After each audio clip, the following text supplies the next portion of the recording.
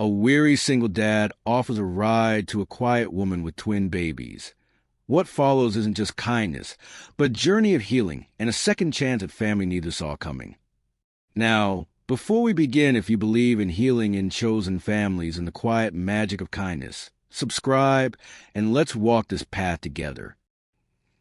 The road was empty, just a line of frozen tar cutting through the white-swept fields. Snow had not yet begun to fall, but the air promised it, thick with the kind of stillness that comes before a hush. It was late afternoon, and the light had gone that strange winter gold that made everything look like memory. Caleb drove with one hand resting on the wheel and the other tapping rhythmically against his thigh. The heater in the truck hissed faintly, not quite keeping up. June sat in the back seat with her legs swinging, a ragged rabbit doll tucked between her coat and the seatbelt. She hummed, tuneless but soft, watching the sky through the glass. He didn't plan to stop. He never planned to stop. He knew better than to pull over on stretches like this. Cold road, low sun, nothing for miles. But as they crested a hill and dipped down near a wind-scoured ditch, he caught a shape up ahead that didn't belong. A woman, thin coat, had pulled up, walking with a strange kind of purpose. Not fast, not slow, like she'd been walking a long time and still had longer to go, two bundled shapes in her arms. He slowed before he realized he was doing it. "Daddy." June's voice was small behind him. He didn't answer at first. Just eased the truck to the shoulder, gravel crunching under the tires. The woman didn't look up. She kept walking, head bowed against the wind, shifting the weight of the two children like it was habit. Caleb rolled down the window, the cold slicing fast. "Ma'am," he called. She stopped, didn't turn, didn't run, just stood there, breathing hard enough for the steam of it to curl into the air. "You need a ride?" he asked.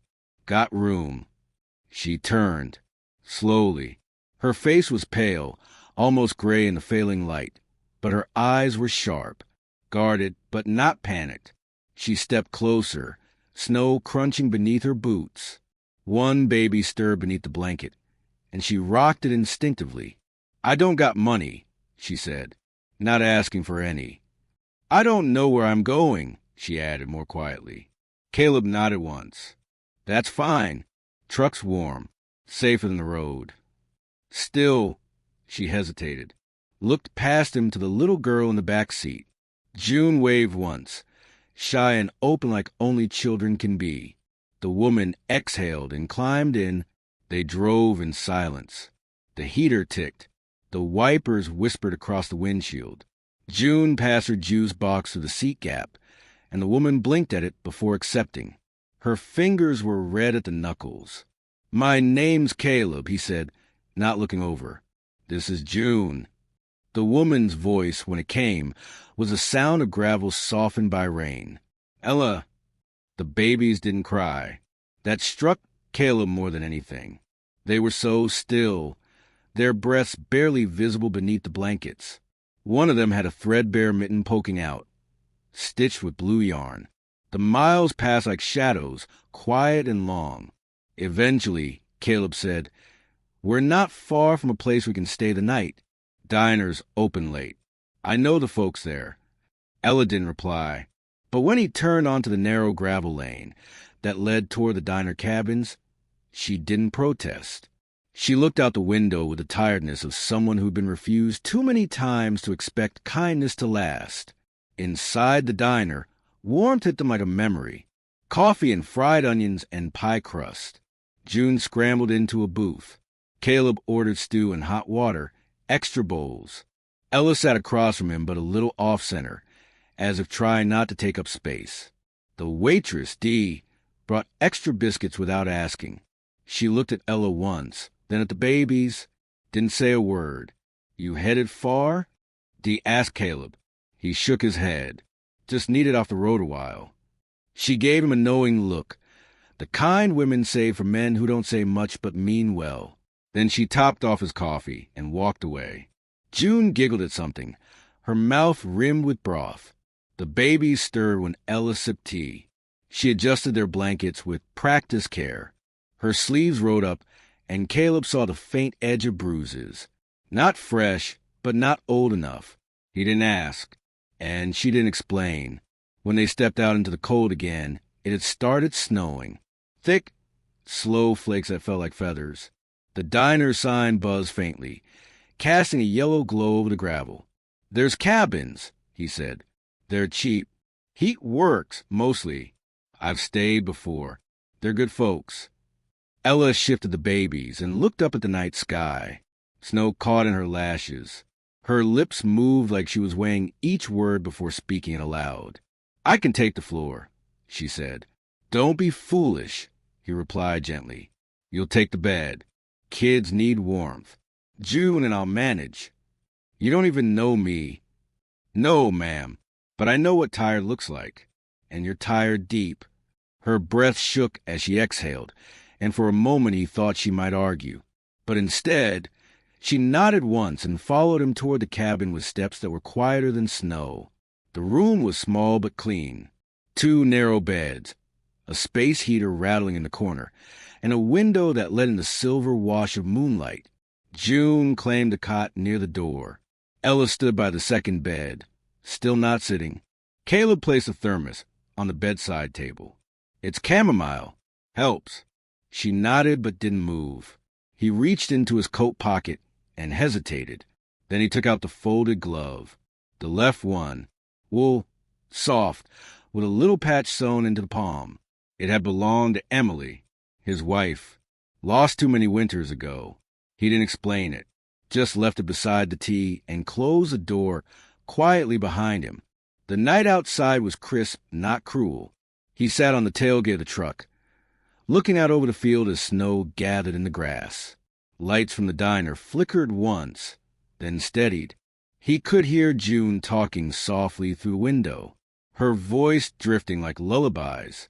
Then Ella's, humming, a tune that didn't have words. He leaned back and listened. For the first time in a long time, the silence didn't feel empty. The next morning came wrapped in frost and the pale blue of early sun. Steam rose off the field, and birds moved through bare branches like thoughts too light to hold. Ella stood outside the cabin with the babies on her hip. Caleb met her gaze. Neither of them spoke. She looked toward the truck, then back at him, and she nodded, just once. That was all. He opened the passenger door. She climbed in, and they drove on, into a day that smelled faintly of cedar and smoke, the horizon wide and open as a held breath. The road back to the ranch was lined with skeleton trees, and ditches half full of dirty snow. Spring wasn't here yet, but the air had loosened its grip. Caleb drove slower than usual. The woman beside him, Ella, had fallen quiet again after a soft-spoken thank you over breakfast. The twins were asleep in the back seat, bundled like parcels waiting for delivery. June sat wedged between them, protective and proud in a way only a child with no siblings could be. They passed a mailbox half-eaten by rust. Caleb's name still stenciled faintly on the side. Miller. Home didn't announce itself. It just appeared.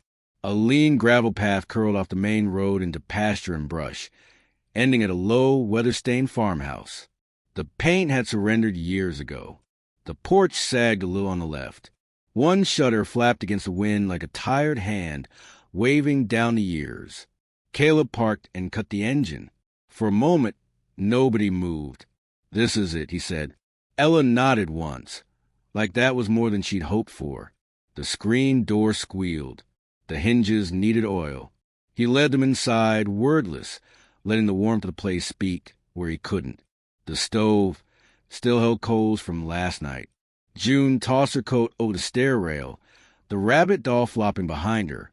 Ella stood in the threshold with the baby still in her arms. Her eyes darted across the room, old wallpaper peeling at the corners, a wooden table worn soft with use, 2 chairs, one missing a slat. There were no photos, just a wall calendar still on last November, and a coat rack that hadn't held a woman's jacket in years. "I've got a crib," Caleb offered, already moving toward the stairs. "Used to be June's. I'll dust it off." Ella didn't answer, but her fingers tightened on the babies. Not possessively, protectively, like she expected someone to snatch them if she blinked too long. Upstairs, Caleb pulled down the old crib from the attic. It creaked in protest. He tightened the bolts with a rusted wrench, then left it outside the spare bedroom door, without a word. By the time he came down, Ella had placed the babies on a folded blanket in front of the stove. June was showing her how to heat water in the kettle. It was the most alive Caleb had seen his daughter since her mother passed. "She's good with them," Ella said, her voice quiet. "Always was," Caleb replied, then bit the inside of his cheek. That had sounded too final. Too much like a man burying something under his words. Later, while the babies slept, Ella cleaned the kitchen. She moved slowly, like someone used to waiting for permission. She ran a cloth over every surface twice. When she found a drawer filled with unopened mail, she stacked it neatly without opening a single one. "You don't have to do that," he said from the doorway. She didn't stop. "I need to do something." So he let her.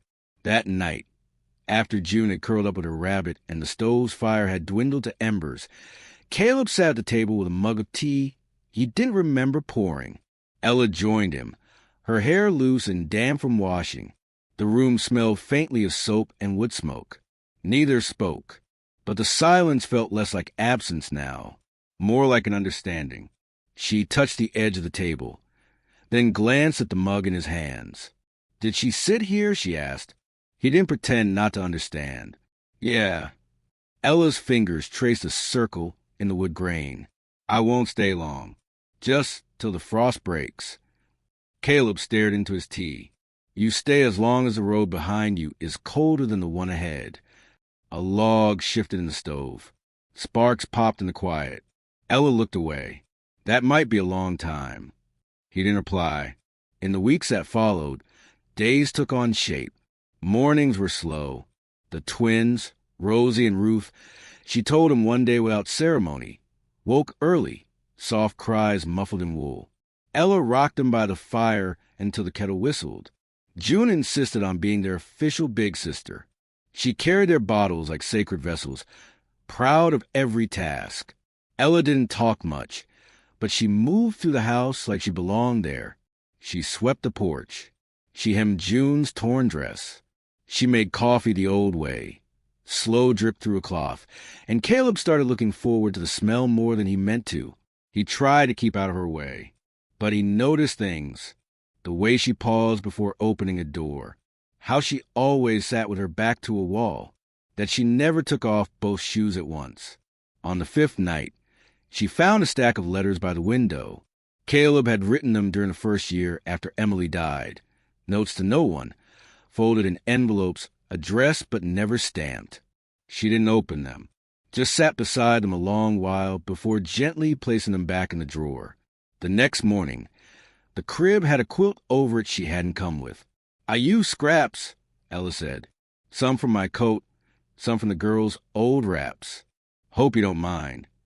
"I think it's perfect," he said, and meant it. Spring came on reluctant feet. Mud pushed up from under snow, and birds returned in hesitant pairs. Caleb began repairing the fence posts. One afternoon, he found Ella in the barn, sleeves rolled, nailing new slats to the coop like it was muscle memory. "You know chickens?" he asked. "Once," she replied. She didn't offer more. He didn't press. That night, June came to him with a drawing, stick figures in front of the house. One tall man, one girl, two babies, and a woman with long hair. "I made this," she said. "It's us." He swallowed. The figure had a smile. "So did all the others. Can I put it up?" she asked. He nodded. She ran to the fridge and stuck it there with a magnet shaped like a horseshoe. The next morning, Ella was already up when he came down. The babies were in the crib. June was brushing her hair with sleepy devotion. Ella was cooking. Caleb blinked. She turned and said, "Hope you like biscuits."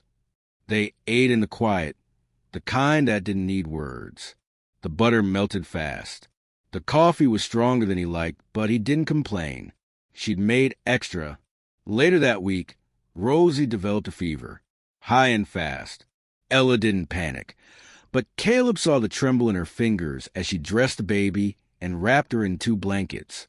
"I'll drive," he said. "No, I'll drive," he repeated. The truck engine groaned against the cold, but they pushed through, wind against glass, tires slushing through thaw. The clinic was 2 towns over. Ella rocked Rosie the whole way, whispering things too soft to catch. Caleb waited in the snow while the nurse took them inside. He didn't sit, just stood, watching the door like it might change its mind. When Ella came out, Rosie asleep in her arms, her eyes were rimmed with red, but she was smiling. "She'll be okay," she said. Caleb let out a breath he hadn't known he'd been holding. They drove home in silence. The road darkened before, but softer somehow. She didn't let go of his hand the whole way. That night, after the girls were down, Ella found him in the barn fixing the coop latch. She leaned against the wall, arms crossed. "You don't ask questions." He hammered one last nail and set the hammer down. "Figured you'd tell me what mattered when it mattered." A long pause. Then she stepped forward and placed something in his hand. It was a silver locket, worn, cold. Inside, a name, a date, and a press violet. "I was 17, she said. He was older. He didn't ask permission. Caleb closed the locket and handed it back. She didn't take it. "I buried her under the elm tree behind my grandmother's house. No marker, just stones." He didn't speak. She wiped her cheek. "I didn't think I'd ever belong anywhere again."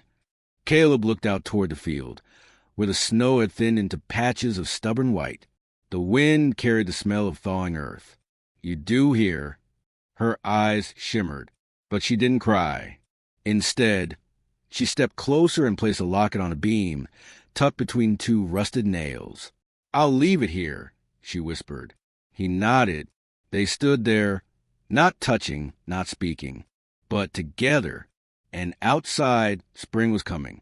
Not fast, but enough. By April, the sky had softened. The snow surrendered to mud, and the wind no longer bit. It simply passed through, tired of its own coldness. The days lengthened with a hush, and in the stillness of that in-between season, time stretched wide enough to breathe. Caleb began mending fence lines more earnestly. The pasture was waking up in soft greens and stubborn brown, and the chickens now darted out of their coop like they had been reborn. Every morning, he found fresh footprints on the porch where Ella had come out early with a cup of tea, watching the mist burn off the fields like ghosts retreating. She moved through the house now with familiarity, not ownership, still quiet, still measured, but no longer waiting to run. She put away dishes without asking where they went. She folded clothes with the same rhythm as her breathing. She laughed once, startling herself, and June had giggled so hard she hiccuped. The twins had learned to pull up on the edges of furniture. Rosie always led, Ruth following after with a slight lean and a slower smile. Their first tooth showed within the same week.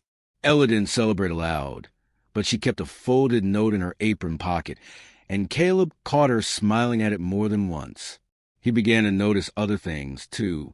Ella's hands, once bruised and narrow with tension, had grown steadier.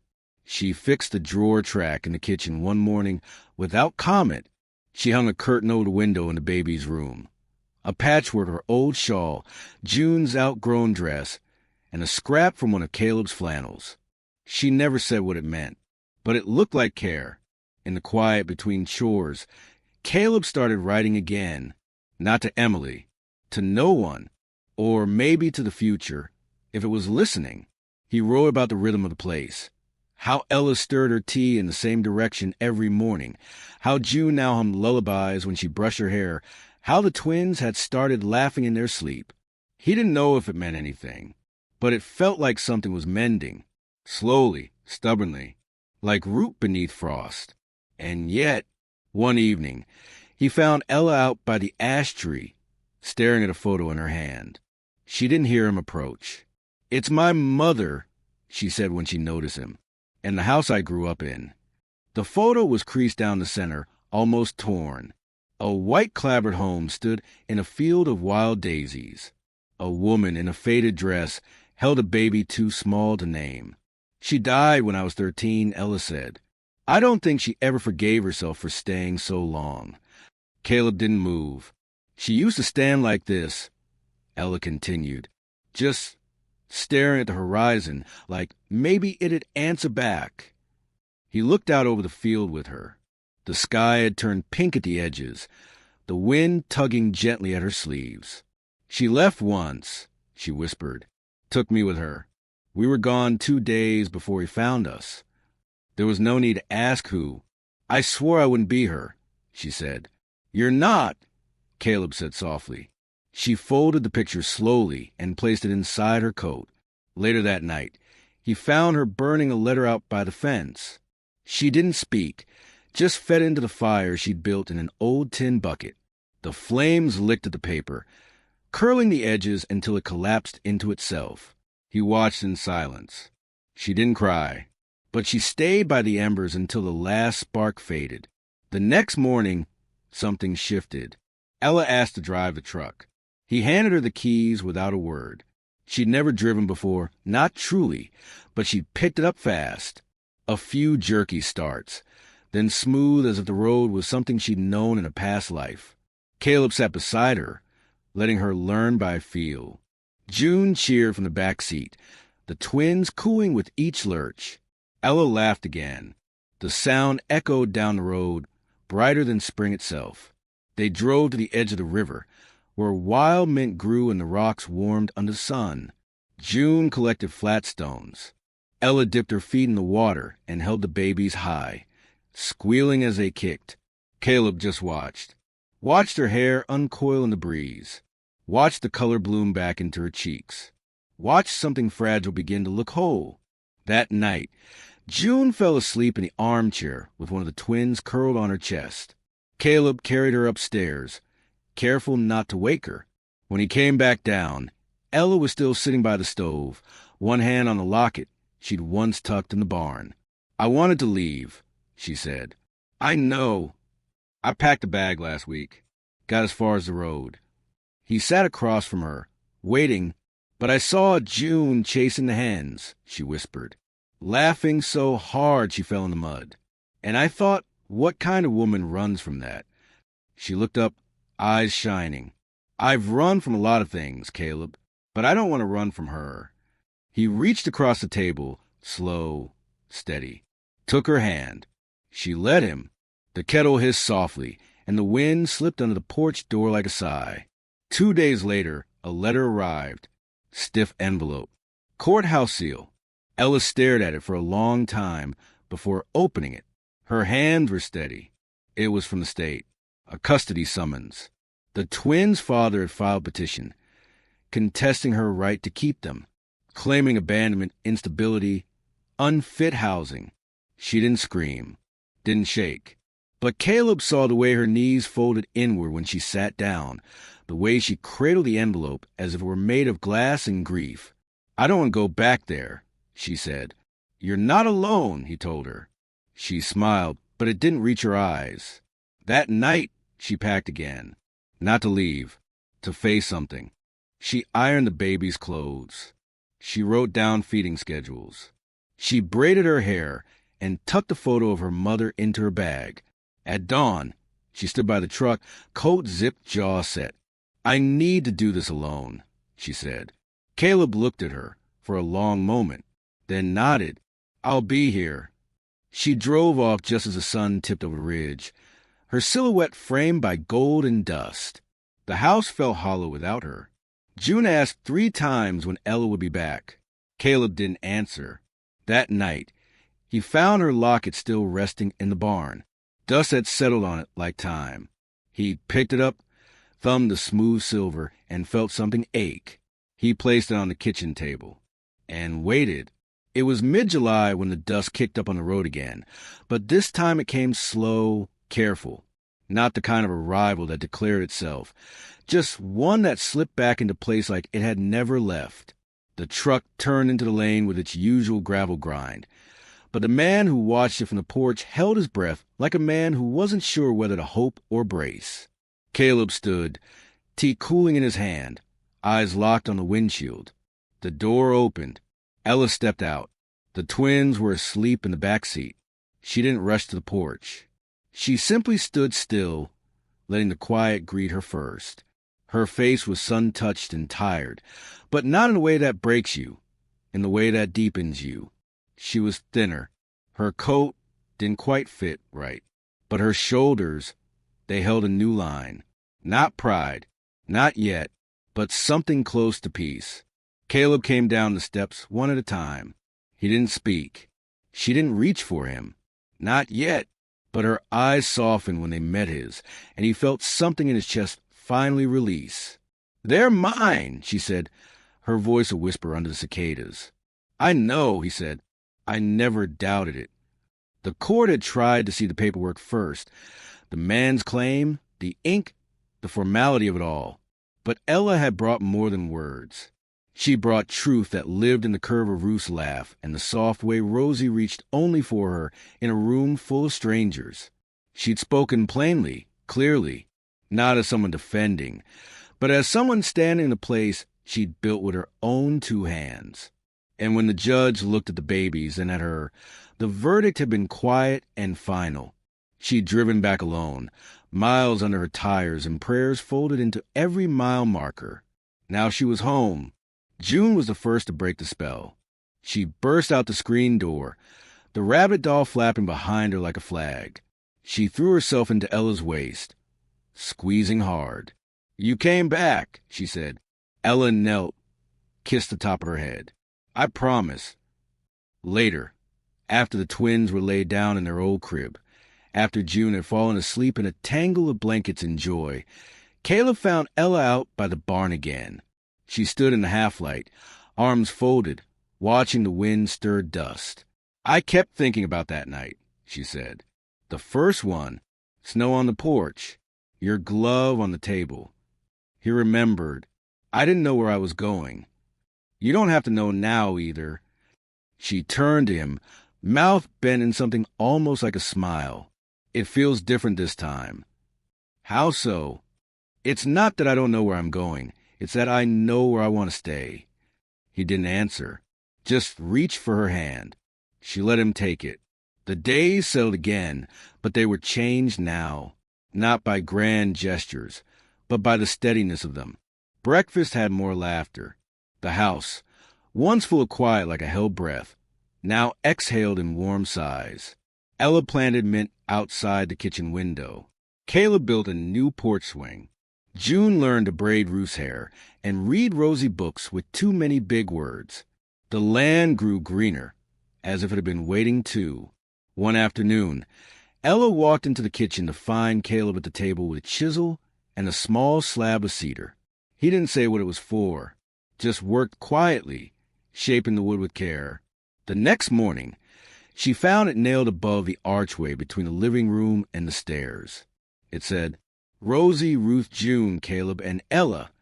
No flourish, no explanation, just her name, etched in smoke-dark letters. Permanent, settled. She traced it once with her fingertips and stood a long while beneath it. That evening, a storm rolled in from the west, the kind that didn't ask permission. Thunder low and long. Rain tapping the roof like old regrets coming to say goodbye. The lights flickered once, then held steady. Caleb was stoking the fire. June had fallen asleep with a storybook on her chest. Ella sat beside him, one twin on either side, their small breaths sinking like wind through tall grass. He handed her a letter. "I wrote this," he said, "weeks ago, before you left." She took it carefully, opened it. The paper smelled faintly of cedar. It said, "You don't have to earn peace, Ella. You only have to want it. And if you ever come back, if you even think about coming back, I'll leave the porch light on. I won't ask for anything. I'll just be here."